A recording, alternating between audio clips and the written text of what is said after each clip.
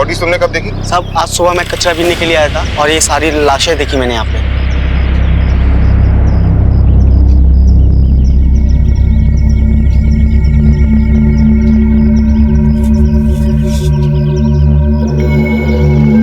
ये निशान तीनों बच्चों की बॉडी पर आग से मार्किंग की गई। पोस्टमार्टम के लिए भेजो तीनों की बॉडी को। Right sir. Sir Dahanu road में जो बच्चे मिले हैं सर, उनमें से एक जिंदा मिला है। चलो हॉस्पिटल। इन बच्चों की तस्वीरें स्टेट के सारे पुलिस स्टेशन में सर्कुलेट करवाओ। पता करवाओ किसी ने इनके बारे में गुमशुदा की रिपोर्ट लिखवाई है या नहीं। सर अगर आप कहें तो एक तस्वीर अखबार में डाल दें। नहीं, अभी नहीं, अभी ये बात डिपार्टमेंट तक ही रहने दो। सर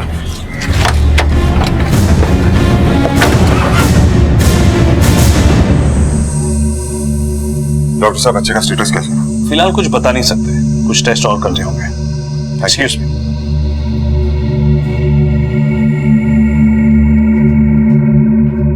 मुरे, सर। एक हवलदार पोस्ट करो यहाँ पर। Right sir.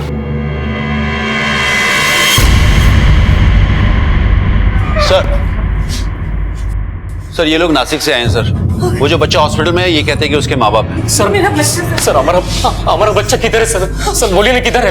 क्या नाम है उसका? वरुण साठे साहब। साल भर पहले किसी ने रास्ते से उसे उठा लिया था साहब। हमने एफआईआर भी किया, कभी कहीं पता ही नहीं चला उसका। हर जगह ढूंढा हमने, कहीं नहीं मिला सर। साहब मेरा बच्चा।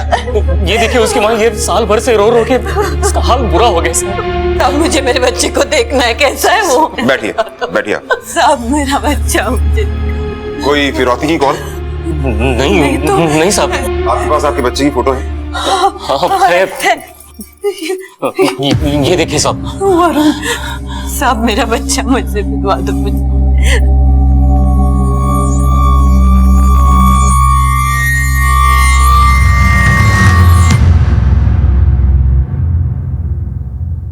वरुण, वरुण, मेरा वरुण। वरुण मैं वरुण नहीं है। हाँ? सब मुझे नकली बुलाते हैं।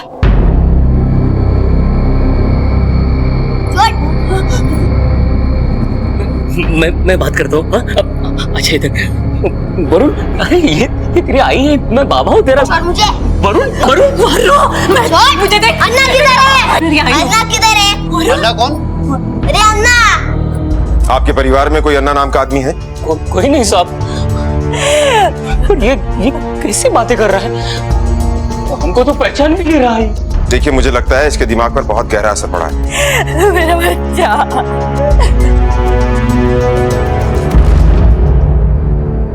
एक बच्चे का मन भी मासूम रहस्यों का घेरा होता है, लेकिन नासिक शहर से लापता वरुण साठे जब आखिरकार पुलिस को मिला तो वो अपने मन में मासूम नहीं बल्कि कुछ चौंका देने वाले, माँ बाप को डरा देने वाले रहस्य लेकर मिला। ये बच्चा मानो एक नई पहचान, एक नया नाम, एक नई सोच लेकर आया था। ना केवल उसने अपने माँ बाप को पहचानने से इनकार किया, बल्कि एक ऐसी दुनिया की तरफ इशारा किया जिसका भेद पुलिस तक के लिए पहेली था। कौन था, कहां था ये अन्ना? उसका इस बच्चे के साथ क्या रिश्ता था? और क्यों थी इस बच्चे की ऐसी दर्दनाक हालत कि उसे रह रहकर दौरे आते थे? खुशी लौटी थी माँ बाप की जिंदगी में, लेकिन मासूम किलकारियों के साथ नहीं, बल्कि कपा देने वाले रुदन के साथ।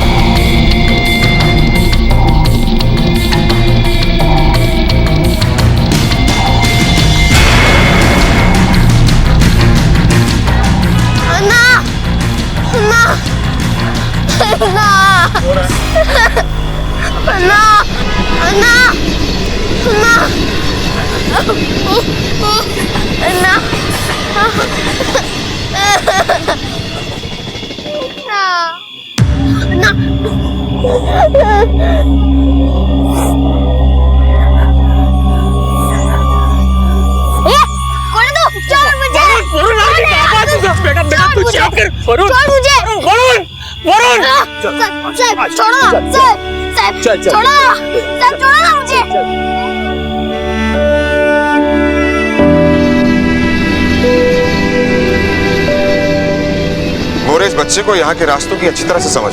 सर लगता है अन्ना इसको इसी सड़क में मिलता होगा। सही कह रहे हो तुम, लेकिन ये अन्ना यहाँ क्यों आता है और ये अन्ना है कौन?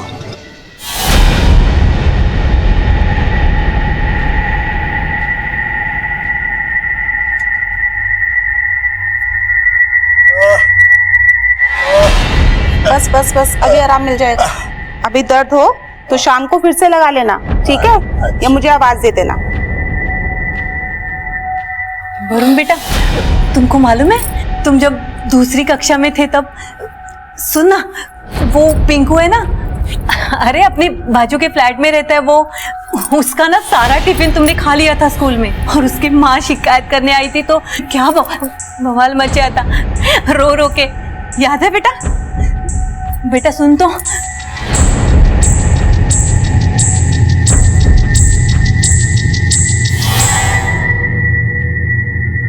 बच्चों की मौत ड्रग ओवरडोज से हुई। हाँ सर, ये भी लिखा है कि ड्रग किसी दवा के जरिए दिया गया। बॉडी में दवा के ट्रेस पाए गए, मतलब काफी दिनों से उन्हें ड्रग दिया जा रहा था। बच्चों की मौत लाश मिलने से 7 घंटे पहले हुई। लेकिन सर ड्रग तो वरुण को भी दिया गया होगा, पर वो तो हमें जिंदा मिला। मोरे, इस केस के पीछे जो कोई भी है उसका मकसद तीनों बच्चों को मारना ही था, और उनकी किस्मत अच्छी है कि वो बच गया। मोरे, इस केस में कुछ अजीब से फैक्ट्स हैं। बच्चे हमें कमजोर और बीमार हालत में मिले, और उनके पांव पर वो निशान, कोई तो है इस सबके पीछे। वरुण को लगातार फिट्स पड़ रहे हैं सर। ड्रग्स ना मिलने की वजह से जो विड्रॉल सिम्टम्स होते हैं ना, शायद वही है। मुझे भी यही लगता है। मोरे, ये अन्ना जिसके नाम की रट वरुण ने लगा रखी है, हो सकता है ये वही आदमी है जो बच्चों को ड्रग्स देता है। अब बच्चे को ड्रग की लत लग गई, जब तक अन्ना उसे नहीं मिलेगा तब तक वो बेचैन रहेगा, और शायद तब तक जब तक वो ड्रग्स उसके हाथ ना लग जाए सर। अरे कहाँ गया तुम्हारा दवा का शीशी? सुबह में यहाँ पे रख के गई थी। अरे मेरे को नहीं मालूम नर्स, मैं तो सो रहा था। क्या क्या नहीं मालूम? अब मैं दूसरी शीशी कहाँ से लेकर आऊंगी? दर्द दर्द लगा के रखा हुआ है।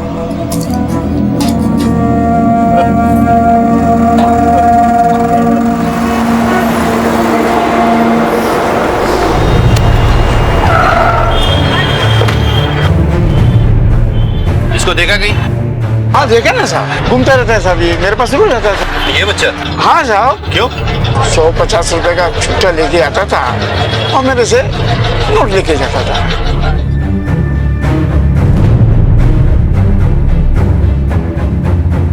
ये सब भिखारी लोग हैं सर। इधर अपना भाईंदर चौक, काशी मीरा, सूर्या कॉम्प्लेक्स, इधर सब लोग घूमते फिरते हैं।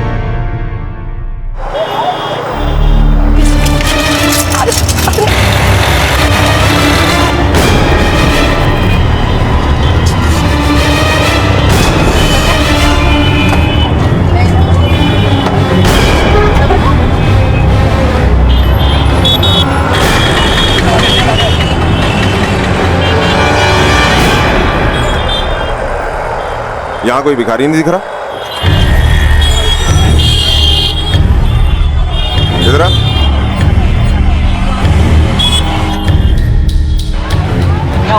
यहाँ सिग्नल पर जो भिखारी भीख मांगते हैं, कहाँ है वो? मालूम नहीं साहब, अभी यही थे सब। रोज यहाँ पे होते क्या? हाँ साहब, दिन भर ट्रैफिक में घूमते रहते हैं, किचकिच करते रहते हैं और यहीं पे पड़े रहते हैं। और शाम को एक कोई आता है, इनको पाव देता है और फिर सब निकल देते हैं।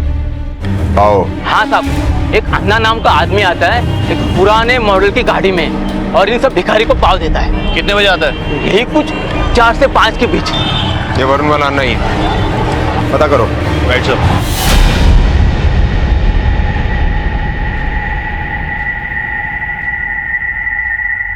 वरुण का मासूम चेहरा दर्द से कुम्हला गया था। दर्द के दौरे उसके शरीर को जार जार कर रहे थे, लेकिन कौन जानता था कि इस सब का भेद वो अपने अंदर ही छुपाए बैठा था। एक ऐसी भयानक लत जो उसे मौत की ओर ले जा रही थी। तकदीर अच्छी थी कि यह बात हॉस्पिटल में सबके सामने उजागर हो गई। अब पुलिस के सामने सबसे बड़ी चुनौती थी ये पता लगाना कि आखिर इस बच्चे को ये लत दी किसने। क्या अन्ना ने? यह मामला सिर्फ वरुण का नहीं था, बल्कि उन 2 बच्चों से भी जुड़ा था जिनकी लाश पुलिस को जंगल में मिली थी और जिनकी मौत ड्रग ओवरडोज से ही हुई थी। यह मामला उन तमाम बच्चों से जुड़ा था जो गुमशुदा हुए थे और अब तक नहीं मिले थे। और इधर वरुण के इलाज के लिए डॉक्टर्स ने एक नई राह पकड़ ली थी। बच्चे की ब्लड रिपोर्ट आ गई, ड्रग ओवरडोज का केस। कुछ ही समय में उसे रिहाब में शिफ्ट करेंगे। डॉक्टर साहब, किस तरह का ड्रग दिया गया बच्चे को? ये कोई रेगुलर ड्रग नहीं है, देखने के बाद ऐसा लगता है कि ऑइंटमेंट या बाम में इस्तेमाल होने वाले सेडेटिव से एडिक्शन हो रहा है। डॉक्टर ये ठीक तो हो जाएगा ना? ठीक हो जाएगा, लेकिन थोड़ा वक्त लगेगा। ड्रग की तलब लगेगी उसे, हो सकता है विड्रॉल सिम्टम भी हो। सर, वरुण की तबीयत फिर से खराब हो रही है। Excuse me. मोरे, ये भिखारियों का रैकेट है। बच्चों को किडनैप करते हैं, उन्हें ड्रग देते हैं, फिर उनसे भीख मंगवाते हैं। और शायद इनका सरगना ये अन्ना है। पर सर, इस आदमी तक पहुंचना बहुत मुश्किल होगा। रिपोर्ट मिली है कि मीरा रोड के सभी भिखारी लोग एकाएक कहीं गायब हो गए। किसी ना किसी तरीके से इस अन्ना तक तो पहुंचना ही होगा। ये बच्चा ही हमें इस रैकेट के बारे में इंफॉर्मेशन दे सकता है। पर सर, मुझे नहीं लगता ये कुछ बता पाएगा। देखते हैं।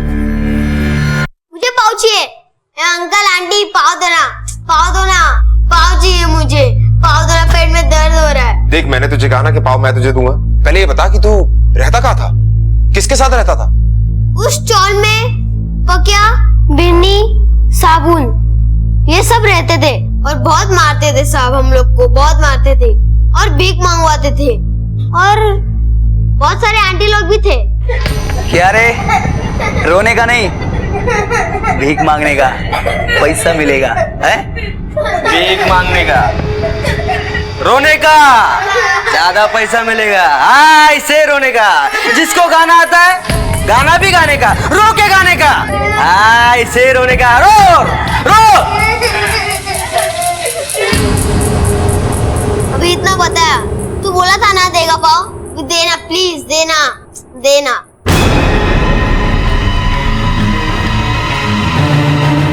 मोरे, मीरा रोड इलाके में 7 चौल, 4 हम देख चुके हैं। पर हमको वहां पर कुछ नहीं मिला सर। पाटिल, गाड़ी लगा।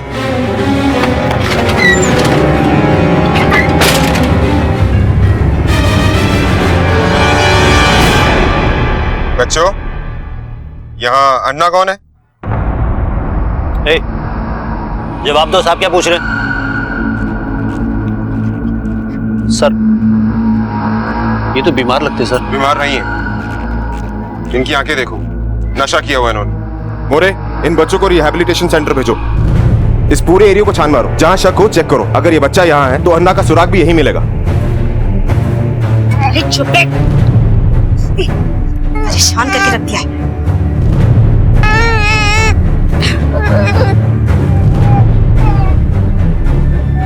किसका बच्चा है ये? मेरा बच्चा है साहब। क्या नाम है इसका? सुन, कहाँ पैदा हुई? यहाँ पास का अस्पताल है ना, म्युनिसिपैलिटी अस्पताल, वहीं पे। अपना और अपने पति का नाम बताओ। म्युनिसिपैलिटी हॉस्पिटल में पता करो इसका और इसके पति का नाम वहाँ पर है या नहीं। साहब, ये मेरा बच्चा है साहब। अच्छा। मैं सच बोल रही हूँ साहब। तलाशी लो। साहब, काय की तलाशी? ज्योति। मैं सच बोल रही हूँ साहब, मैं झूठ नहीं बोल रही साहब। साहब, मैं सच बोल रही हूँ, मैं सच बोल रही हूँ साहब।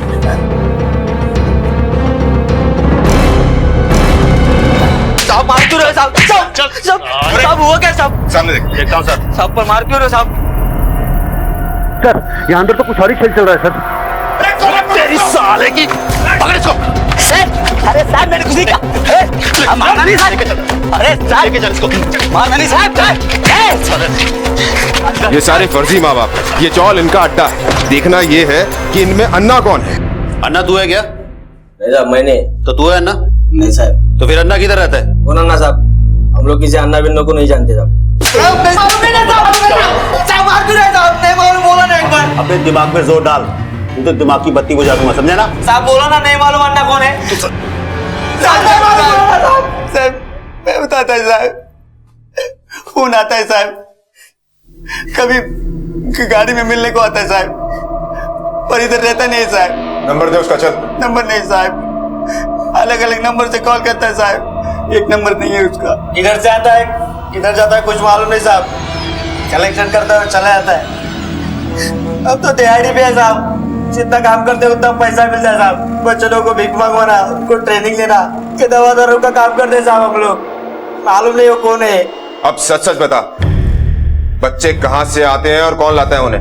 अन्ना साहब, वो देखे जाता है साहब, बाहर शहर से लाता है, दिल्ली, कोलकाता, सूरत, नागपुर, उधर उसका आदमी है साहब। और रहता किधर है? नहीं मालूम साहब, शपथ नहीं मालूम साहब, हम लोग को छोड़ दो साहब। 100 में 70% अन्ना लेता है साहब और 30% हमारा। बाकी एक बच्चा रहने को मिलता है साहब। अन्ना बॉस है क्या सबका? हो साहब, बहुत कड़क आदमी है वो। लेन देन में जरा भी कोई ऊंच नीच किया तो समझो उसका सामन। अन्ना इस बार माफ कर दे अन्ना, अगली बार मैं पूरा पैसा देगी, टाइम पे देगी, आई शपथ।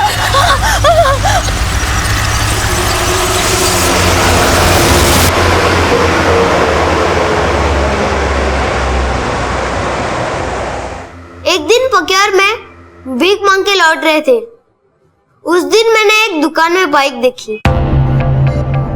ये लेगा पोल, कैसे लेगा, कैसा पैसा किधर से लाएगा? इससे कल और कमाऊंगा और जमा करूंगा और ये लूंगा और भाई को क्या देगा? देगा।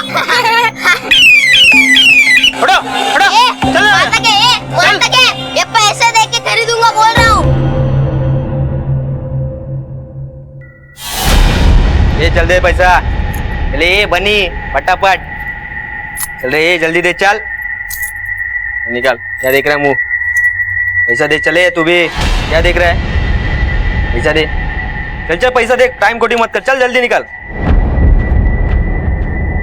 देना पैसा, देना रे बाबा, दे जल्दी से, चल।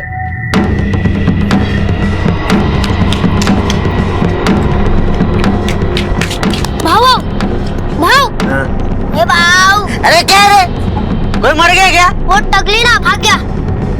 भाग गया? आएगा, इधर ही आएगा वो।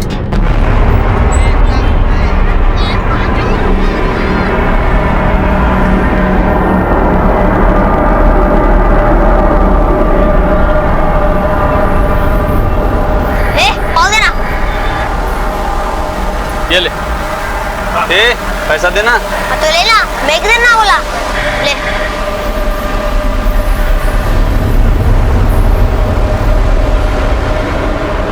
मस्का लगा के देना। मस्का मार दिया है। शेर नहीं लगा देगा आप उनको।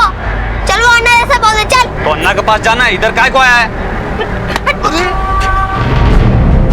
बाजार का पाव अन्ना के पाव जैसा बिल्कुल नहीं था, बिल्कुल मजा नहीं आता था और मेरे पेट का दर्द भी बढ़ने लगा।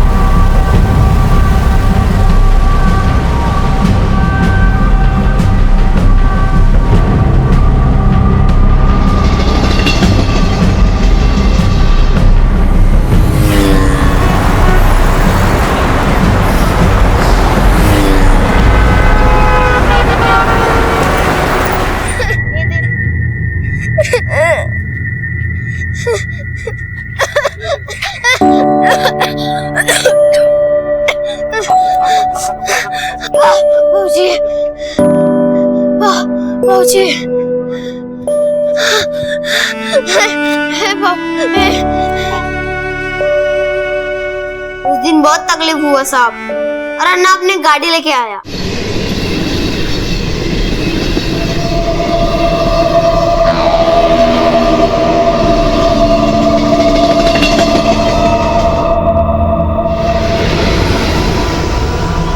कौन सी गाड़ी?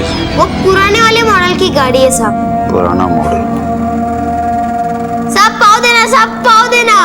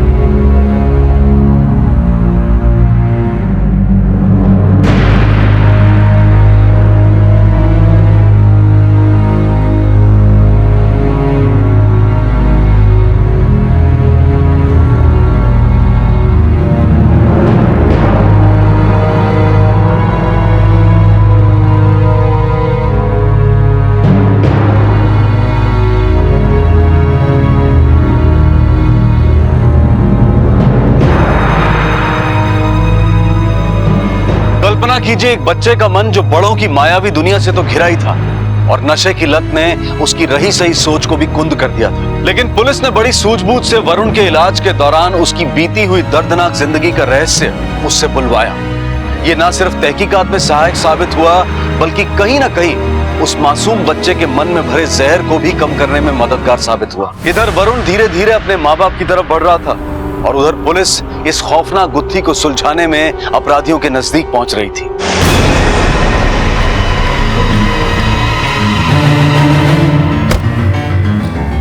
यहाँ से रोज एक गाड़ी निकलता है पुराने मॉडल का, देखा है क्या? हमें क्या पता सर, दिन भर में कितनी गाड़ी आती जाती रहती है, कैसे पता चलेगा? ये कैमरा चालू है? जी सर। इसका फुटेज निकलवाओ पिछले 1 महीने का। Okay sir. जी सर।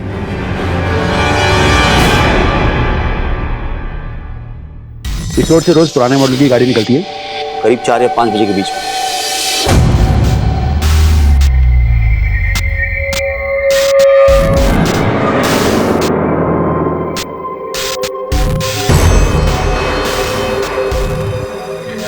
ये देखिए सर, 5 तारीख के बाद गाड़ी का आना बंद हो गया। मतलब जिस दिन से हमने तहकीकात शुरू की। हो सकता है सर उनको खबर लग गई हो। जाएंगे कहाँ? मोरे एक काम करो, गाड़ी का नंबर निकलवा कर आरटीओ से पता करो किसके नाम पर है ये गाड़ी। तहकीकात के टेढ़े मेढ़े रास्तों से गुजर कर आखिर पुलिस को एक सुराग मिला। एक पुरानी कार, एक नंबर। इस कांड से इसके मुख्य अभियुक्त अन्ना से गहरा ताल्लुक रखती थी। गाड़ी की खोज में पुलिस ने जमीन आसमान एक कर दिया और आखिर सफलता मिल ही गई। अंकल आइसक्रीम दो ना। क्या रे अंकल बोलता है? बोलो ना तेरे को अन्ना बोलने का। मेरे को अन्ना क्या बोलेगा? अन्ना। अन्ना क्या क्या साहब? चल चल ना, चल। ये तेरा ही गाड़ी है ना? मेरा है सर। क्या बात है? चल तेरे को बता, चल। किधर सर? बैठ ना। सर क्या किया सर?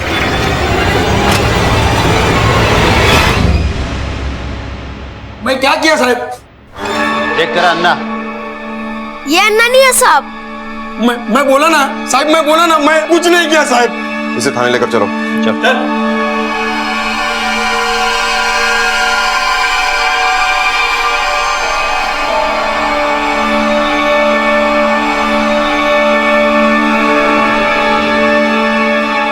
ये क्या अन्ना? नहीं साहब, ये अन्ना नहीं है। ये अन्ना नहीं है? नहीं। ये क्या अन्ना? नहीं बोला ना, नहीं आता। लेके जाओ उनको। गाड़ी कहाँ से आया तेरे पास? मेरा है सर, गाड़ी तो मेरा ही है। क्या बकता है? तो फिर अन्ना के पास कहाँ से आया? मेरे को पता नहीं साहब, वो मेरे बाजू में घनश्याम रहता है साहब, वो मेरे को 200 रुपया रोज का देता था साहब। पाव देना। कितने पाँव दूं घनश्याम भाई? सब दे दे। ए घनश्याम, सब मेरे के चलेगा, पाव खिलाता। अरे साहब लेकिन छोड़ो मुझे। अरे साहब लेकिन मैंने क्या? चल अंदर। अरे इसे कैसे? अन्ना? नहीं साहब, ये तो अन्ना का ड्राइवर है।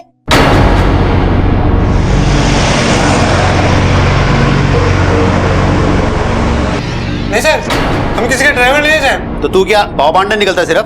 नहीं साहब, मैं तो वो मैं तो क्या? साहब मैं तो गैरेज में काम करता हूँ साहब। एक दिन हमको मिला वो साहब, बोला काम है, बोला गरीब बच्चा लोग को पाव बांट लेंगे गाड़ी में। मैं साहब पठानवाड़ी के पीछे से हम उसको रोज उठाता साहब, बाद में हम पाव लेता था साहब। उसके बाद काशी मीरा, गोल्डन नेस्ट, भाईंदर नाका, जहाँ तक गरीब बच्चा लोग बैठता ना साहब, उन सबको पाव देते साहब। साहब वो अपने हाथ से देते थे साहब, बहुत अच्छा आदमी थे साहब। और अन्ना तेरे को कितने देता था? 250 रुपये साहब। नंबर है क्या उसका या कोई एड्रेस? नहीं साहब, ये तो कभी बताया नहीं साहब। बस पठानवाड़ी के पीछे से रोज 4 बजे उठा था। टाइम का बहुत पक्का था साहब अन्ना, लेकिन 5 दिन से तो साहब उधर भी नहीं आ रहा। सब मुझको अन्ना कहते हैं। अब तक जो नाम पुलिस सुनी रही थी वो हकीकत था या फिर कोई काल्पनिक इंसान, पर एकाएक ही असल रूप लेने लगा। एक के बाद एक अभियुक्त उसका परिचय, उसके होने का प्रमाण देने लगे। इतना तय था कि अपहरण, हत्या और बेगरी का यह शैतानी खेल एक बड़े षड्यंत्र का हिस्सा था, जिसका जाल शहर शहर गांव गांव फैला था और इसमें कई लोग शामिल थे जिनके निशाने पर सैकड़ों बच्चे थे। इनमें कई सरगना, कई मास्टरमाइंड्स हो सकते हैं, लेकिन मुंबई का सबसे बड़ा संचालक अन्ना था और अब पुलिस को सिर्फ यह जानना था कि आखिर ये अन्ना छुपा कहाँ था। हाँ भैया, ये सेब कैसे?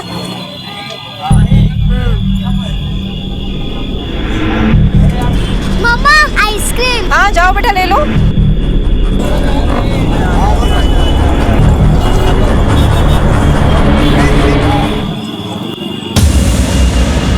खुशबू, भैया वो छोटी सी बच्ची आई थी आइसक्रीम के लिए। खुशबू, खुशबू भाई साहब, आपने एक छोटी सी बच्ची देखी है क्या?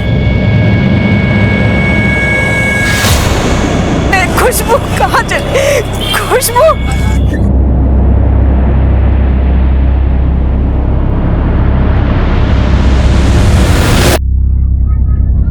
हेलो अन्ना, बच्चा जा रहा है, रिसीव कर लेना।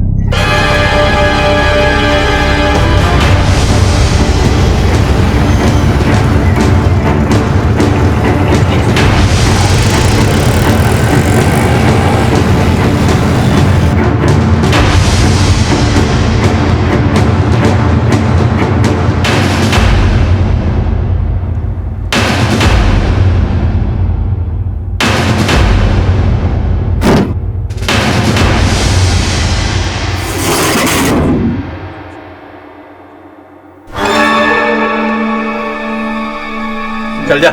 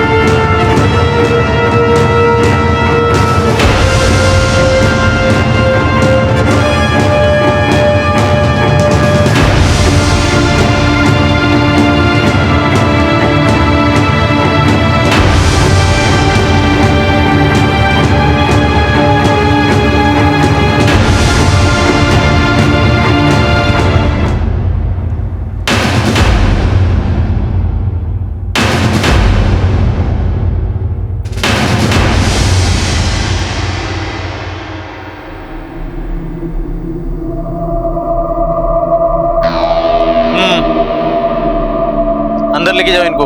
चलो सर।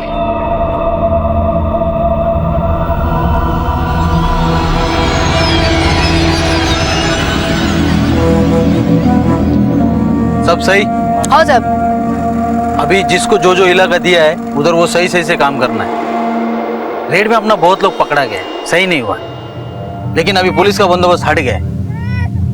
अनिल तू भाईंदर चक नाका, तू स्टेशन रोड, तू शांति नगर, और तू गोल्डन लिस्ट। ए साहब, अपने को छोटा बच्चा देना, बड़े बच्चे में कमाई नहीं है, मैं तेरे को 10% ज्यादा देगी। अगली बार हिसाब सबको याद है ना? हाँ, 100 में 70। 30 तुम्हारा, 70 मेरा।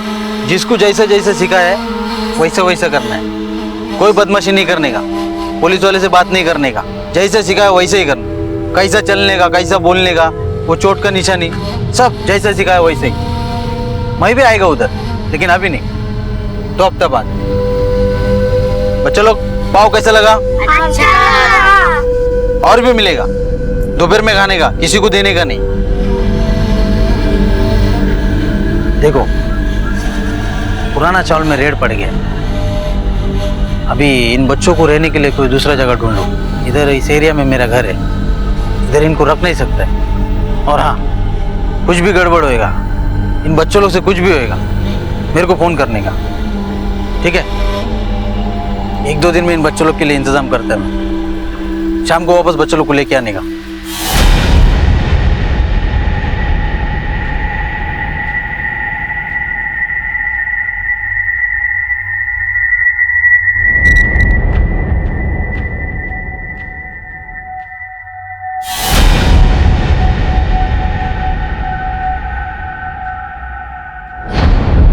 सर ये देखा आपने? एक आदमी ने इस लड़की को भिखारी के साथ देखा। इस लड़की के कपड़े भिखारी जैसे नहीं थे, इसलिए इसकी फोटो सोशल मीडिया पर डाली है। अरे ये एरिया तो सूर्य कॉम्प्लेक्स का एरिया है। हाँ सर, टीम तैयार करो। तुम ज्योति और साठे सिविल ड्रेस में। हाँ, मैं एसीपी साहब को खबर करता हूँ।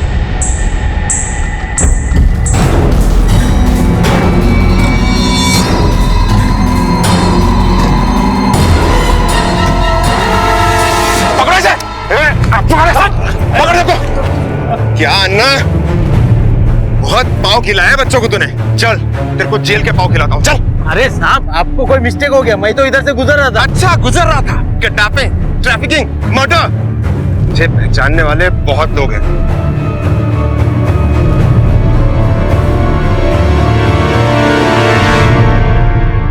अन्ना, यही है अन्ना साहब, यही है।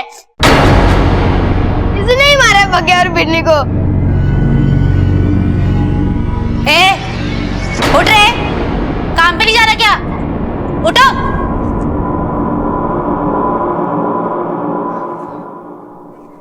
साला मर गया क्या? भाऊ, भाऊ, जल्दी आ, देख।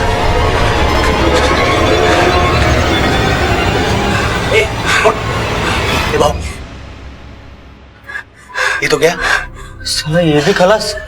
बहुत ज्यादा खाने लगता है। अब क्या करेंगे? क्या करना है? अन्ना को फोन लगाना दे। अन्ना को फोन।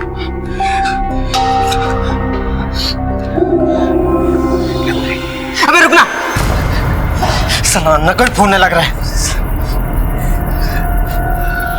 साला अन्ना भी नेटवर्क में नहीं। साला थोड़े टाइम में लाश में से बदबू आना शुरू हो जाएगी। जंगल में फेंकते। चल, उठा उठा उठा।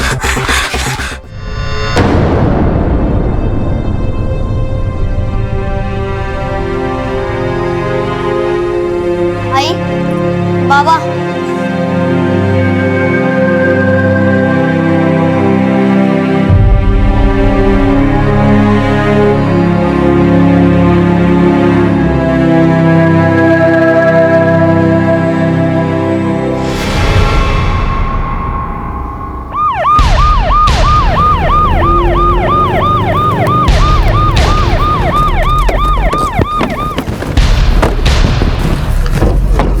साइड है सर। चलो चलो दूर हटो। ओ तो ये माजरा है। आदित्य, एक काम करो, लाश को पोस्टमार्टम के लिए भेजो और इस कमरे की अच्छे से तलाशी लो। इस आदमी के बारे में सारी डिटेल्स चाहिए। इस आदमी का नाम क्या था? सर इन्होंने अपना नाम विपिन बताया था। आज ही रात उन्होंने वाइफ के साथ चेक इन किया था। वाइफ? वो क्या है? पता नहीं सर, इनको इन हालत में देखने के बाद हमने पूरा रिसोर्ट देखा पर उनका कहीं पता नहीं चला।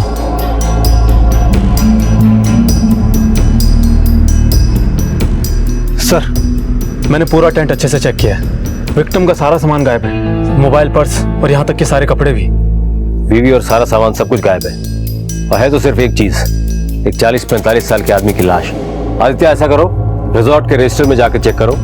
इसके डॉक्यूमेंट्स की कुछ जेरॉक्स कॉपी होगी और साथ ही इसके मोबाइल नंबर्स और परमानेंट एड्रेस लिखाया होगा, वो भी पता करो। सारी डिटेल्स निकालो, हमें फौरन इसके घर पे इत्तला करना होगा। राजस्थान के विपिन मारवा की अभी कुछ ही दिन पहले शादी हुई थी। अपने जीवन का एक लंबा पड़ाव अकेले पार कर चुके विपिन मारवा की खुशी का ठिकाना नहीं था। लेकिन इससे पहले कि वो इन खुशियों को यादगार बना पाते, किसी ने उनकी हत्या कर दी और उनकी हत्या के तुरंत बाद उनके साथ जयपुर घूमने आई उनकी पत्नी भी गायब हो गई। क्या विपिन मारवा की मौत और उनकी पत्नी का इस तरह से गायब हो जाना एक सोची समझी चाल थी? क्या इन दोनों घटनाओं के बीच में कोई संबंध था? कौन था वो शख्स जो विपिन मारवा पर नजर रखे हुए था? क्या विपिन मारवा की मौत एक हादसा था या फिर एक साजिश?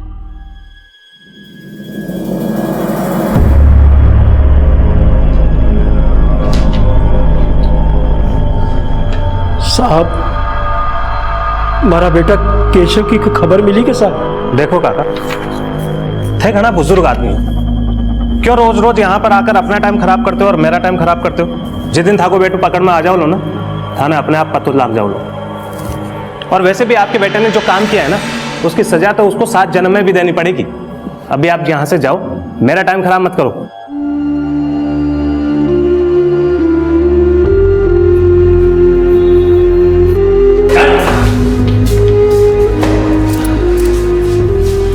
क्या केशव का कुछ पता चला?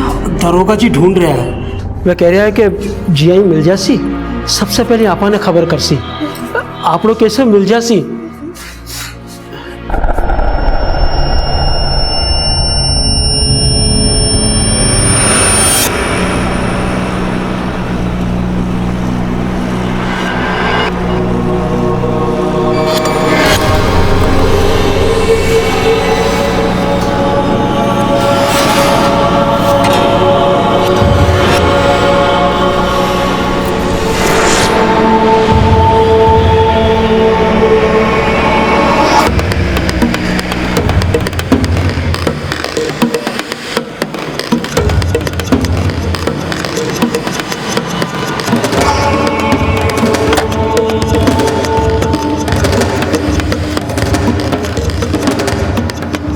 हेलो, मैं यहाँ पहुँच चुकी हूँ, कहाँ मिलना है?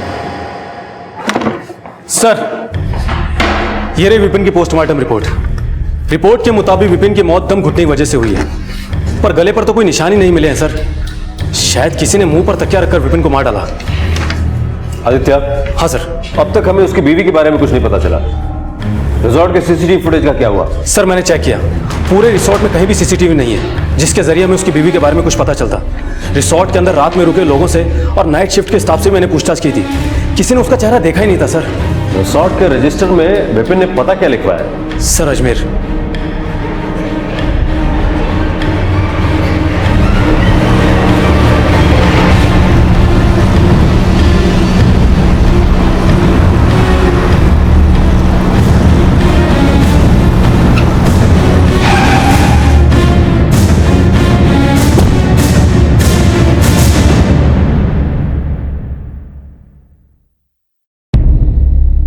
जी आपके बगल में जो घर है विपिन शर्मा का, उनके साथ कोई और रहता था? वैसे तो सर इस घर में हमेशा ही ताला लगा रहता था। अब विपिन भाई तो हमेशा काम के सिलसिले में बाहर रहते थे, पर हाँ साहब, पिछली बार जब वो आए थे तो उनके साथ एक औरत थी, शायद जिसके साथ विपिन भाई ने शादी की हो। आपने उस औरत का चेहरा देखा था? नहीं साहब, वो तो हमेशा ही घूंघट में रहती थी। एक आध बार बात करने की कोशिश की थी पर वो ज्यादा बोलती नहीं थी, पर विपिन भाई हमेशा उनके साथ रहते थे। आप जिस नंबर को डायल कर रहे हैं वो इस समय स्विच्ड ऑफ है। आप जिस नंबर को डायल कर रहे हैं वो इस समय। सर जब से विपिन की मौत हुई उसका नंबर स्विच ऑफ आ रहा है। आदित्य, उसकी बीवी मोबाइल तक लेकर गई है और इसके पड़ोसी से बात करके ऐसा लगता है कि जैसे विपिन को भी उस औरत के बारे में ज्यादा कुछ पता नहीं होगा। 45 साल का था, अकेला, हो सकता है 20-22 साल की लड़की देखी और झटपट शादी कर ली, लेकिन उस औरत के लिए ये शादी नहीं बल्कि एक प्लान था, विपिन को बर्बाद करने का प्लान। एक काम करो। हाँ सर। विपिन के मोबाइल के पिछले एक हफ्ते के सारे डिटेल्स निकालो, वो कहाँ कहाँ गया, किससे मिला। अगर हमें ये पता चल गया तो शायद हमारे हाथ कुछ बहुत बड़ा सुराग लग सकता है। ठीक है सर। विपिन हनीमून पे था, वो जरूर कुछ होटल्स, रेस्टोरेंट्स, टूरिस्ट प्लेसेस पे गया होगा। उन जगह की सीसीटीवी फुटेज में हो सकता है हमें वो लड़की दिख जाए, या हो सकता है शायद कोई और हो जो इनके बारे में कुछ जानता हो।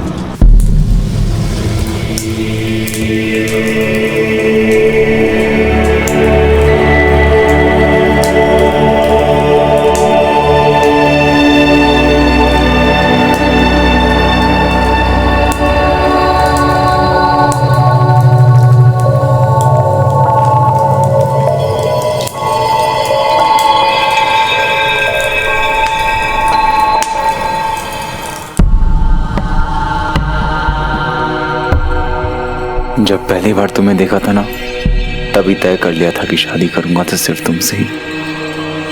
दिमाग से लेकर दिल तक की नसों में अब खून नहीं, सिर्फ तुम्हारा ही नाम दौड़ता है।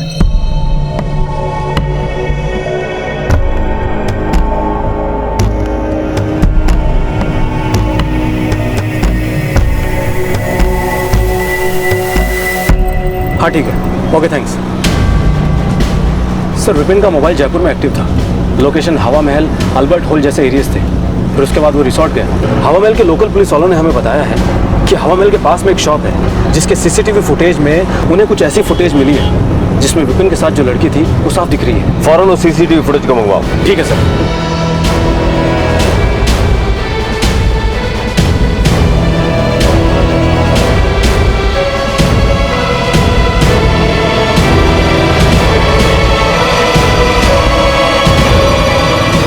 आदित्य, इस गेट पे जूम करो। फौरन इस वीडियो से इस लड़की की तस्वीर निकालो और उसको चारों तरफ के पुलिस स्टेशन में सर्कुलेट करो। ठीक है सर। और हाँ, ये भी पता करना कि इस लड़की के खिलाफ कोई केस तो नहीं दर्ज है किसी और थाने में। ठीक है सर। भाभी, भाभी। हाय बन्ना। ओहो, ये बात है। बस बस 1 मिनट यहीं रुकना, मैं अभी आई।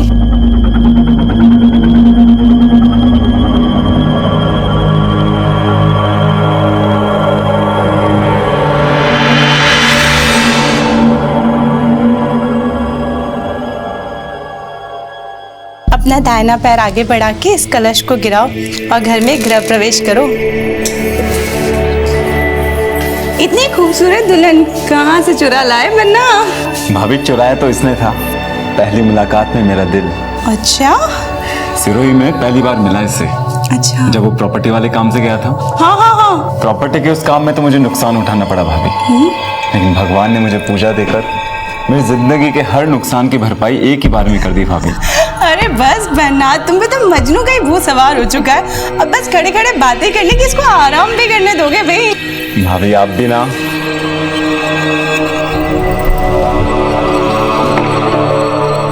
सर, राजवाड़ा पुलिस थाने से खबर आई है कि उस लड़की का नाम काजल है, जिसने कई लोगों को लूटा है और बचाव सामान बटोर कर फरार हो गई है। और सर, सबसे इंपॉर्टेंट बात तो ये है कि इसने अपने पहले पति की भी हत्या की है।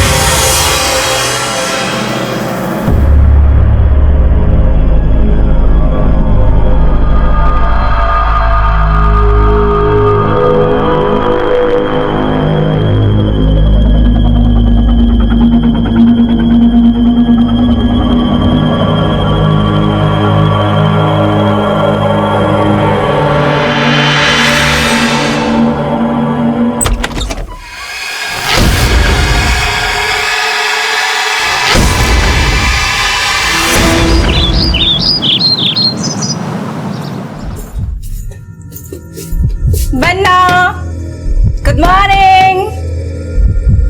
अरे बन्ना, उठ भी जाइए। बन्ना, बन्ना। दो लोगों को जोड़कर एक नई जिंदगी देने वाली शादी की परंपरा अब लोगों से उनकी जिंदगी छीनने का कारण बनती जा रही थी। इन सभी केसेस में अलग अलग नाम तो सामने आए थे, लेकिन इन सब के पीछे चेहरा एक ही था। आखिर कौन थी ये काजल जो लोगों को अपना शिकार बना रही थी, और कौन था ये शख्स जो लोगों को इतनी बेरहमी से मौत के घाट उतार रहा था? इन सारे सवालों के जवाब रजवाड़ा में जयपुर पुलिस का इंतजार कर रहे थे।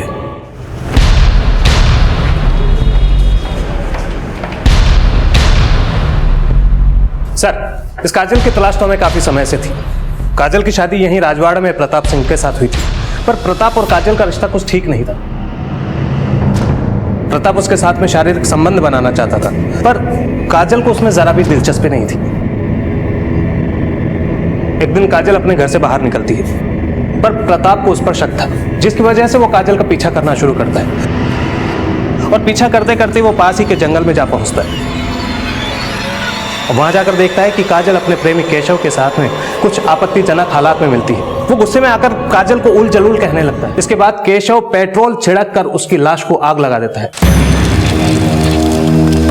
उसी दिन से ये दोनों फरार हैं। अब काजल अपने हुस्न के जाल में लोगों को फंसाती है, उन्हें विश्वास दिलाती है और बाद में उनसे शादी कर लेती है, और केशव की मदद से उनकी हत्या कर उनका सारा सामान लूटकर भाग जाती है। हेलो, क्या?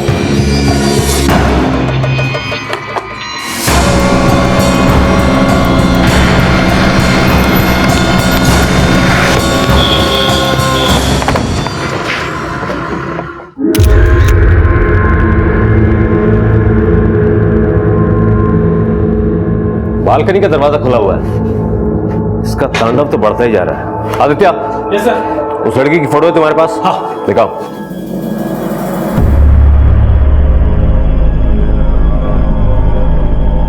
यही वो लड़की है जिसने अपना नाम पूजा बताया था? आपका देवर इस लड़की से कहाँ मिला था? सर वो प्रॉपर्टी के किसी काम से सिरोही गांव गया था। आपका देवर सिरोही किससे मिलने गया था? सर किसी जमींदार से मिलने गया था, संदीप नाम था शायद। वही वो इस पूजा से मिला और उससे शादी कर ली। आदित्य। हाँ सर। लाश को पोस्टमार्टम के लिए भेजो, हमें सिरोही जाना होगा काजल और केशव का पता लगाने। ठीक है सर।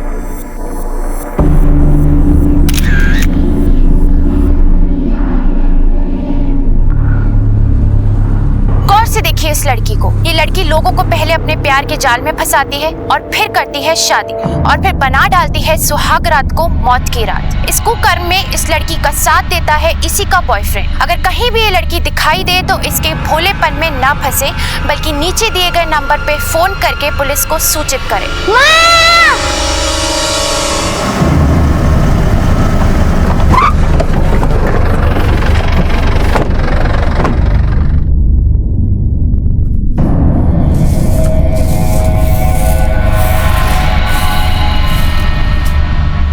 केशव आपका बेटा है? जी सर। कहीं कोई खबर मिली? तुम आए ना, जा पानी ले रहा, मैं बात करूं यहाँ से। पर इन्होंने केशव के बारे में पूछा है, कुछ पता चला केशव को? देखिए माँ जी, हमें भी आपकी बेटी की तलाश है। उसने कई लोगों का खून किया अपने साथी काजल के साथ मिलकर। देखो साहब, मारो बेटो केशव और काजल एक दूसरे से प्रेम करे साहब। मैं कोई मंदिर में जा शादी कर ली साहब, क्योंकि काजल का घर आ रहा है ना साहब, मैं भी की शादी केशव से करवा में आनाकानी कर रहा साहब। उसने कभी आपसे मिलने की कोशिश की या कभी फोन किया? अगर फोन करते या मिलते तो मैं थाना का इतना चक्कर थोड़ी काटता साहब। मानो तो इतना ही पता है कि कड़े दूर शहर में चला गया साहब अपनी नई जिंदगी की शुरुआत करवाना। फिर साहब एक दिन मैं देखो कि वो प्रताप के साथ शादी कर रही है साहब। प्रताप एक नंबर को सूदखोर है साहब, और भी को बाप मंगत साहब वो भी एक नंबर को सूदखोर है। घना पीसा भरो पूरा परिवार है पीसा है साहब। हाँ ये तो मैंने पता है साहब कि प्रताप से भी को नातो हो साहब। नाता? नाता राजस्थान की एक ऐसी प्रथा जो कुछ समुदाय के लोगों के भले के लिए बनाई गई थी, जिसमें कम उम्र में विधवा बनी औरतों की दोबारा शादी हो सकती थी। किसी गलत रिश्ते में फंसे परिवार को बचाया जा सकता था। लेकिन धीरे धीरे समय के साथ ये प्रथा तो बदली ही, इससे जुड़े लोग भी बदलते गए। आज भी ऐसे कई गांव हैं जहां बेधड़क इस प्रथा के नाम पर औरतों की खरीद फरोख्त की जाती है। हमारे देश में ऐसे कई राज्य हैं, कई समुदाय हैं जिनकी अपनी अलग अलग मान्यताएं हैं, प्रथाएं हैं, और इनकी शुरुआत इंसानियत की भलाई के लिए ही की गई थी। लेकिन कुछ लोग ऐसे होते हैं जो हर अच्छे काम में गलत मकसद ढूंढ ही लेते हैं, और ऐसा ही कुछ देखने को मिला इस केस पे। सिरोही गांव के माने सब लड़का का घरवाला है ना सब, वे पीसा देर अपनी मनपसंद की लड़की से शादी कर सके साहब। फिर वह जी भी उम्र की लड़कियों ने सब 20 में शादी कर ले साहब। ये प्रताप और काजल को भी नातो हो साहब। साहब एक दिन एक आदमी मार कर आयो, केशव ने प्रताप को खून कर दियो। प्रताप को खून कर दिया साहब केशव। अब मारो बेटो खून ही कोनी साहब। साहब माँ का घर के मायने तो खाने पीने में भी शुद्ध शाकाहारी है साहब। माँ के घर में तो मच्छर मारो भी पाप है साहब। मारो बेटो कोई को खून को नहीं कर सके साहब। देखिए कई बार जो दिखता है वो होता नहीं है, और जो होता है वो दिखता नहीं है। इसी होने और दिखने के फर्क को पहचानना हमारा काम है। और आपका बेटा जो कर रहा है, एक बाप होने के नाते आप सुन नहीं सकते, और कानून की नजर में सब एक है। जिस दिन आपका बेटा हमारे हाथ आ गया उस दिन कानून का फंदा उसके गले में होगा। साहब मारो बेटो निर्दोष है साहब, मैंने छोड़ दो साहब। चलो साहब मारो बेटो निर्दोष है साहब, मैंने छोड़ दो। मारो बेटो निर्दोष है साहब। आप उठिए, चलो।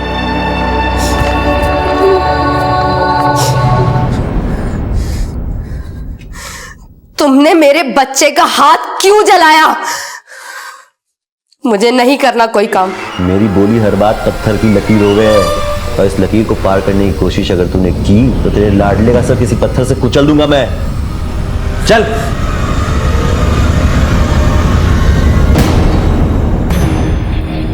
काका किसी संदीप को जानते हैं आप लोग जानते हो किसी संदीप को? भाई साहब ये जमींदार संदीप का घर कहाँ होगा?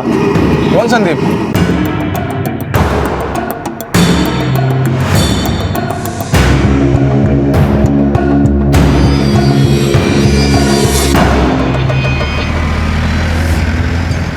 अगर हमें काजल के बारे में थोड़ी भी इंफॉर्मेशन मिल जाए तो हमें बहुत कुछ साफ हो सकता है। सर क्यों ना हम काजल के माँ बाप से मिले, शायद ये मुलाकात कई रात से पर्दे उठा दे। चलो।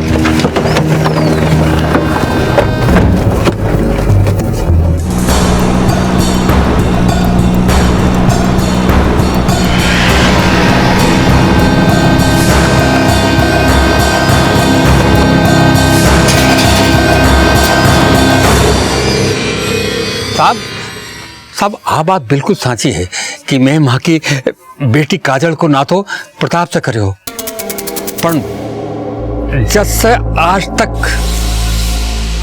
मैं काजल से मिला तक को नहीं था। तो आप उससे अब तक नहीं मिल पाए और यहीं आपके गांव का एक शख्स करण उससे मिलता है, यहीं के मंदिर में उससे शादी करता है, आपकी बेटी उसे जान से मार देती है। ये सब कैसे हो गया बावर जी? आपका गांव तो 5 सड़कों में खत्म हो जाता है, इनमें से कोई भी रास्ता आपको अपनी बेटी तक लेकर नहीं गया। मैं आपसे साची कह रहा हूँ, मैं काजल से बिल्कुल नहीं मिला। और जो करण नाम तो मैं आपका मुंडा तो सुन रहा हूँ साहब। मैं साहब आप मैं बता रहा हूँ कि काजल को चेहरो मैं जैसे कोने देखो जैसे वो प्रताप ने मारकर और केशव का साथ भाग नहीं गई। चलिए हम आपकी बात पर भरोसा कर लेते हैं, पर ये बताइए कि ये संदीप कौन है? संदीप कौन है साहब? कोई बात नहीं, हम फिर आएंगे अगर जरूरत पड़ी तो। लेकिन आप यही मनाना कि हमें वापस आने की जरूरत ना पड़े। चलो।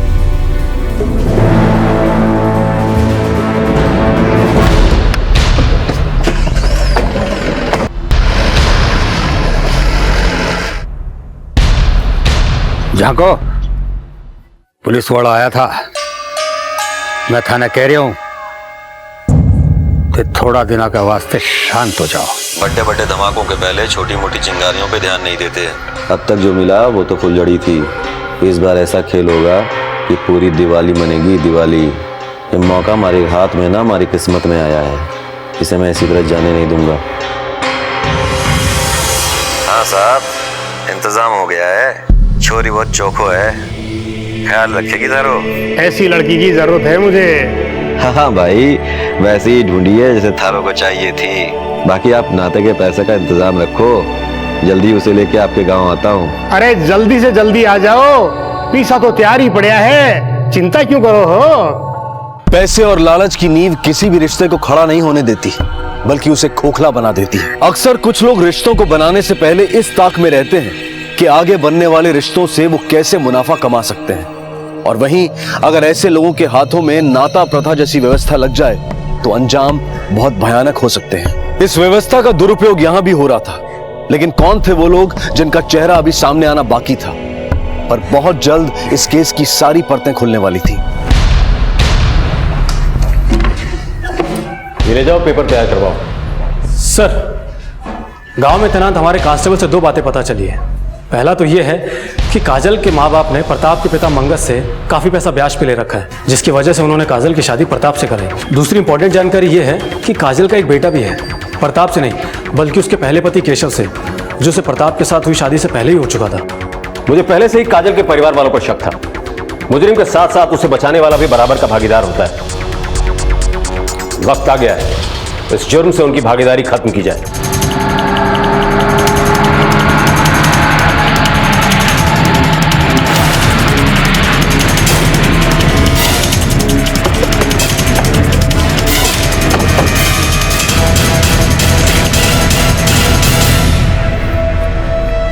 कहाँ हो साहब? आपको हमारे साथ चलना होगा। मैं कहीं कौन करूँ साहब? मैं कहीं कौन करूँ? कांस्टेबल, मैं कहीं कौन करूँ साहब? मैंने तो कहते मैंने हवालात में बताएंगे किसने क्या किया।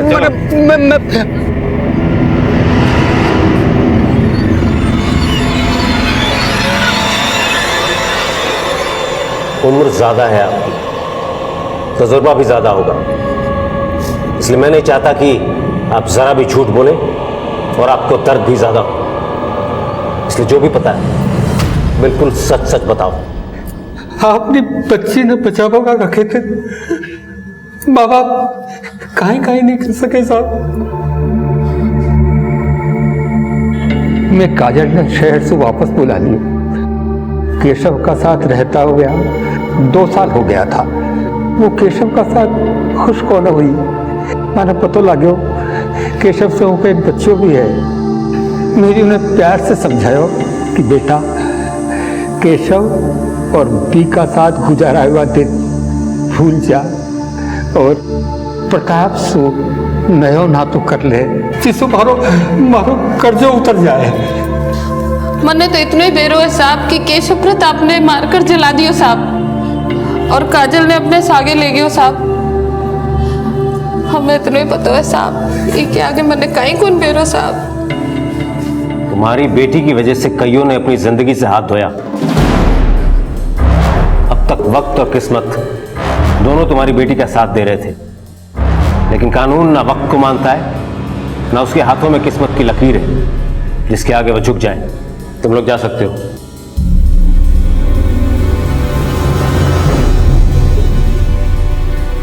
मुझे लगता है कि ये केशव ही है जिसने काजल का सौदा करण के साथ किया है संदीप बनकर, और फिर इसी ने उसे विपिन के पास भी बेचा होगा। मुझे पूरा डाउट है कि हर बार केशव ही काजल को बेचता है और नाते के पैसे ले लेता है और फिर जानबूझकर उन लोगों को मार देता है ताकि काजल उसके पास वापस आ जाए, जिससे वो अगला खेल खेल सके। सर मैं एक काम करता हूँ, सारे विक्टिम्स की कॉल डिटेल चेक करता हूँ। जैसे इन सबके बीच में काजल एक कॉमन कड़ी है, वैसे ही शायद हमें कोई कड़ी या कोई नंबर मिल जाए जो हमें इनके गिरबान तक पहुंचा दे। क्या करना है क्या नहीं करना है, इसके लिए सिर्फ हमारी जुबान खुलेगी। थारी जुबान खुलेगी तो सिर्फ हाँ में हाँ मिलाने के लिए, समझी? और वैसे भी इन सब से बच के जाएगी इकट्ठे तू, हैं? इन सब में जितना हाथ मेरा है ना उतना साथ तेरा भी है।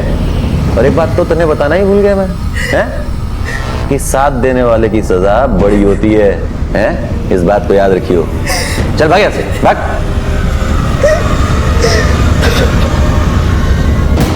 अच्छा ठीक है, हाँ मैं बात करता हूँ।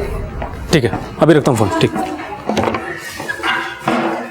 सर, हमारा निशाना एकदम सही जगह पर लगा है। सारे विक्टिम के कॉल रिकॉर्ड में एक नंबर कॉमन है और विक्टिम को कॉल शादी के 2-4 दिन पहले ही किए हुए हैं। हालांकि बातों की ड्यूरेशन बहुत ज़्यादा नहीं थी। आदित्य, कई बार बड़ी बड़ी बातें कम शब्दों में ही की जाती। इस वक्त वो मोबाइल कहाँ है? सर अभी नंबर स्विच ऑफ है। इस नंबर का एड्रेस निकलवाओ और इस नंबर और इस फोन के IMEI नंबर को ट्रेस करने की कोशिश करो। ठीक है सर। बेटा मम्मा जल्दी वापस आ जाएगी, जैसे हर बार आ जाती है। मम्मा आपने किसी को मारा तो नहीं है ना? टीवी पर दिखा रहे थे।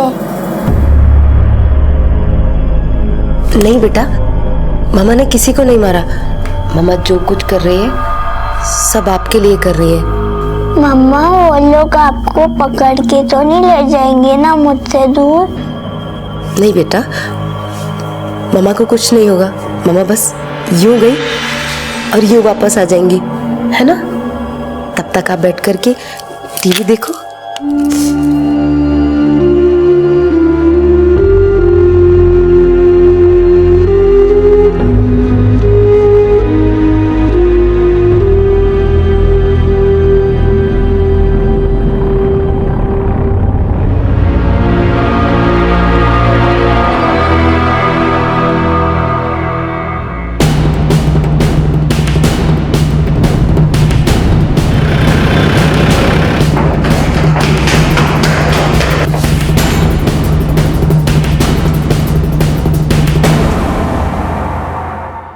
आदित्य, आसपास के घरों में पता करो, हो न हो उन्हें यहां जरूर देखा गया होगा।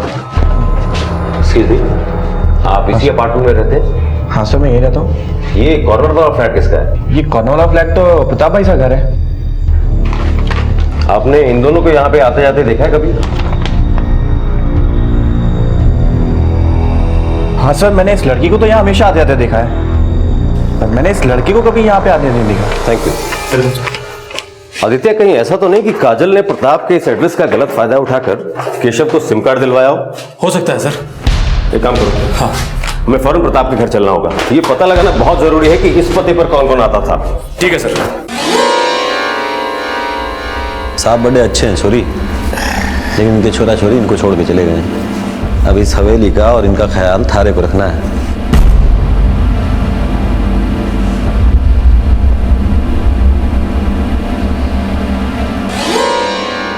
ले चाल, मैं तने मारी हवेली दिखाऊं। अब तो तू मारी जोरू है, सारी हवेली तने घुमा ले आयो, पर हवेली को खास कमरो है वो जो तने दिखावा ने ले आयो हूँ।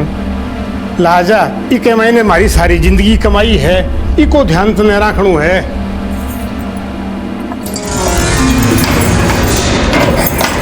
आ हमारी जिंदगी कमाई है।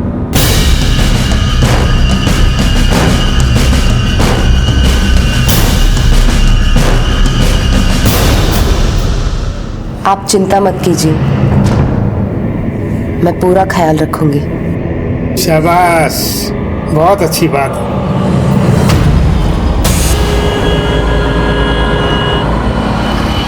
आदित्य, ये दूसरा आदमी कौन होगा काजल के साथ जो? आदित्य, हाँ सर, फौरन उस पड़ोसी को फोन लगाओ। ठीक है सर।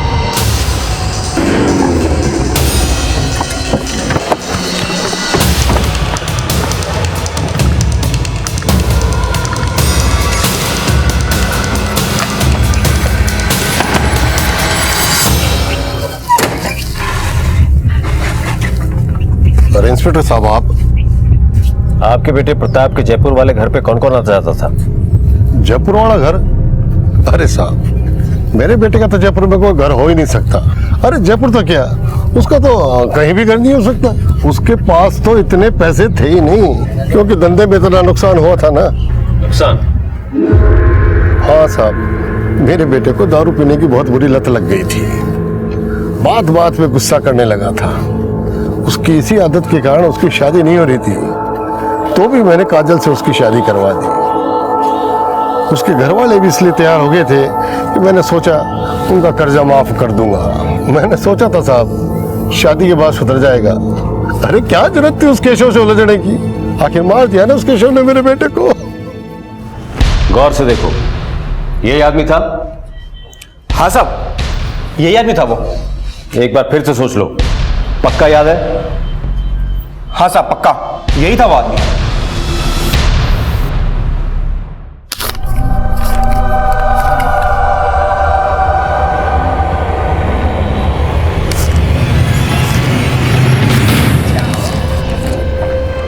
वाह जी वाह, यहाँ बैठ के पैसे गिने जा रहे हैं। कहाँ से आए पैसे? आशा करता हूँ कि आप आपकी जुबान से वही निकलेगा जो मैं सुनना चाहता हूँ। साफ साफ बोलो, पैसे कहाँ से आए? काजल कहाँ है? ले चलो इन्हें, हवालात में सारी हवा निकल जाएगी। अरे साहब मेरी बात तो सुनो साहब, हमारी बात। अरे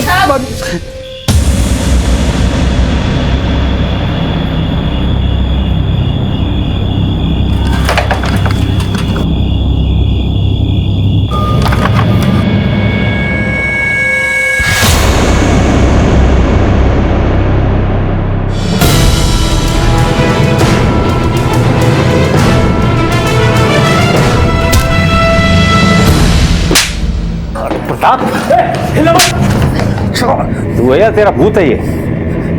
सबकी नजरों में तो तू बोल्ड हो चुका है। अब मैं तुझे अपनी बैटिंग दिखाता हूं। ले जाओ इन दोनों को, चल। और आपको शादी का ज्यादा शौक चढ़ रहा है। आपके इस शौक ने आज आपकी जिंदगी ले ली होती अगर हम वक्त पे नहीं पहुंचते। आगे से कोई भी गलती करने से पहले 10 बार नहीं 100 बार सोचिएगा, क्योंकि हर गलती का संबंध 100 से है। 100 नंबर याद है ना? तू तो बड़ी चालाकी से अपना काम कर रहा था। वो तो तेरी किस्मत थोड़ी खराब निकली। उस सीसीटीवी फुटेज में जैसे ही मैंने तेरा चेहरा देखा। आदित्य, इस गेट पे जूम करो।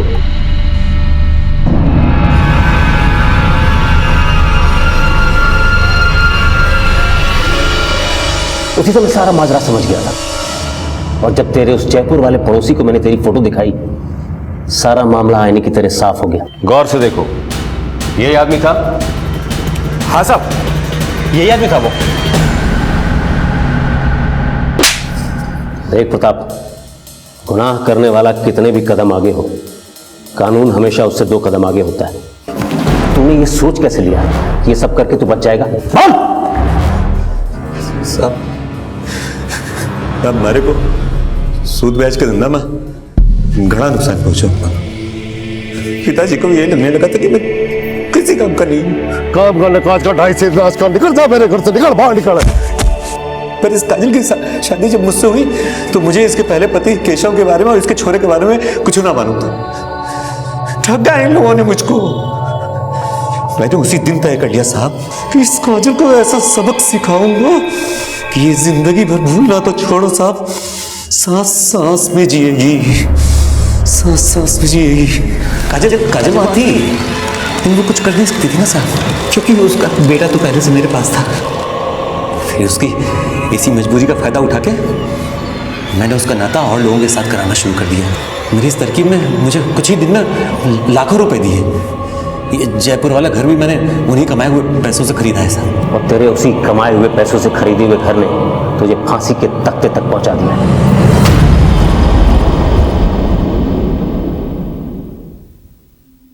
साहब,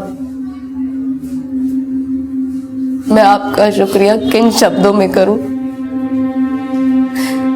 मुझे नहीं पता साहब। आपने मुझे उस नर्क जैसी जिंदगी से मुक्त करा दिया। मेरे घर वालों ने और उस प्रताप ने मुझे एक दलदल में धकेल दिया था। मैं शहर से वापस गांव अपनी माँ से मिलने गई। उन पर काफी कर्ज था। माँ ने मुझसे कहा कि मैं प्रताप से शादी कर लूं तो सब ठीक हो सकता है। मैंने प्रताप से शादी करने के लिए मना कर दिया। इस बात पर मेरे घर वालों ने मुझे और मेरे बेटे को मारना पीटना शुरू कर दिया। मुझे धमकी दी कि अगर मैंने ऐसा नहीं किया तो मेरे बेटे को मार डालेंगे। मेरे पास कोई रास्ता नहीं था। मुझसे कहा कि प्रताप से शादी के बाद मैं चाहूं तो केशव के पास वापस जा सकती हूँ। मैंने प्रताप से शादी कर ली। एक दिन मैं केशव से मिली। मैंने केशव को कहा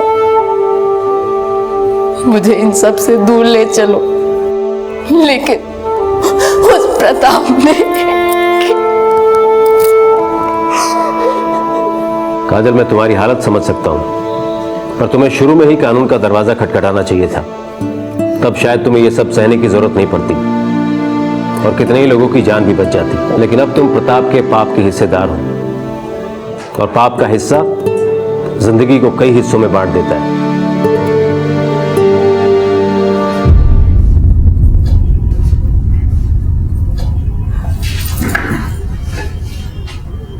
काजल, हम तुम्हारे बच्चे का पूरा ख्याल रखेंगे, उसे अच्छी शिक्षा देंगे, पर ये देखने के लिए तुम नहीं होगी, क्योंकि ये सारी बातें पुलिस को ना बताकर तुमने कहीं ना कहीं प्रताप का साथ दिया है। इस साथ में भले ही तुम्हारी रजामंदी ना हो, पर कानून की नजर में तुम भी एक मुजरिम हो। हवलदार, बेटा, खूब पढ़ना लिखना, खूब बड़ा आदमी बनना। जब आप बड़े हो जाओगे ना तो अपनी मम्मा को लेने आना।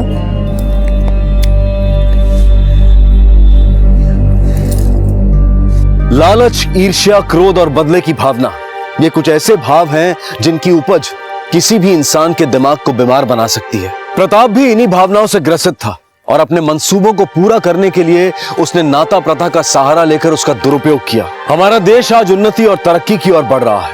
हमारा देश अपने आप में आज कई चीजों में सक्षम कहलाता है, और वहीं हमारे यहाँ नाता प्रथा और ऐसी कई और प्रथाओं का प्रचलन भी है। अगर ध्यान न दिया जाए तो रीतियों को कुरीतियों में बदलने में देर नहीं लगती। अब मैं अनूप सोनी आपसे विदा लेता हूं। फिर मुलाकात होगी अगले एपिसोड में एक और चौंका देने वाले केस के साथ। तब तक अपना और अपने परिवार का ख्याल रखें और देखते रहें क्राइम पेट्रोल डायल 100। सबक एक को सीख हम सबको। जय हिंद। इस तरह के और भी एपिसोड देखने के लिए हमारे चैनल को सब्सक्राइब करें और बेल आइकन दबाना ना भूलें।